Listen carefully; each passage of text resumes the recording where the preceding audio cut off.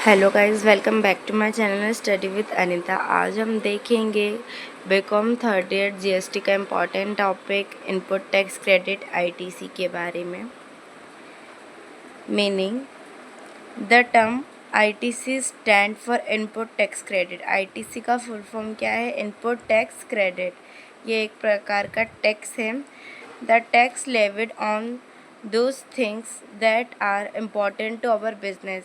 ITC एक ऐसा tax होता है, ये उन बिजनेस के ऊपर उन थिंग्स पे लगाया जाता है जो बहुत इम्पॉर्टेंट होती है हमारे बिजनेस के लिए। The tax that we get back in kind.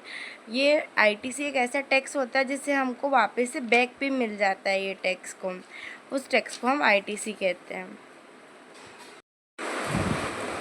ये देखिए, यहाँ पे डायग्राम वाइज बताया गया है। इनपुट, हमने बिजनेस में जो इनपुट चीज़ें जैसे कि फर्नीचर वगैरह ख़रीदा है, इनपुट पे हमारी प्रोसेस के लिए, यहाँ से हमको जो भी हमारे गोल्स वगैरह है वो हम अचीव कर सकें। Input, process, then output.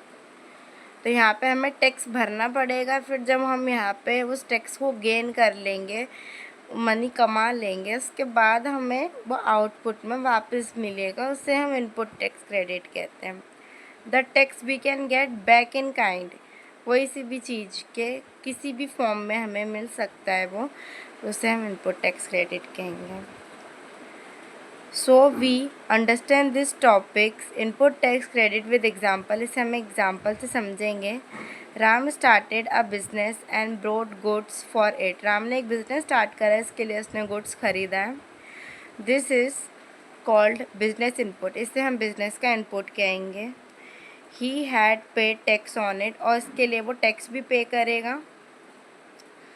It's simply called input tax, इसलिए हम उसे सिंपली इनपुट टैक्स कहेंगे। जो हमने बिजनेस में इनपुट लगाया, उस पर जो टैक्स दिया उसे इनपुट टैक्स कहेंगे। Now he sell the goods that he had purchase to the customer. अब जो उसने गुड्स खरीद के लेके आया था, परचेज करके लाया था, किसके लिए? कस्टमर्स के लिए। फिर द कस्टमर विल, जो गुड्स वो ख़रीद के लेके आया था राम कस्टमर्स के लिए, अब क्या करेगा? वो कस्टमर्स को सेल करेगा, कस्टमर उस पर पे करेंगे टैक्स को। पे tax on it, the customer will pay tax on it. The tax paid by the customer, जो टैक्स कस्टमर पे करेंगे, will be deducted from those tax. ये जो कस्टमर जो उस पर टैक्स पे करेंगे, जो वो प्रोडक्ट वो ख़रीद रहे हैं सेलर से, will be deducted from those tax. ये उस टैक्स से डिडक्ट किया जाएगा that he had paid to the government while purchasing the goods. जो तो ये उस टैक्स से डिडक्ट किया जाएगा जो सेलर ने उस टाइम गवर्नमेंट को टैक्स दिया था परचेसिंग द गुड्स, जब वो गुड्स को परचेस कर रहा था। So in this way whatever the tax he had paid on input tax credit that he had brought. तो उसने जो भी टैक्स पे करा था उसे वापस मिल जाएगा इनपुट टैक्स क्रेडिट के फॉर्म में।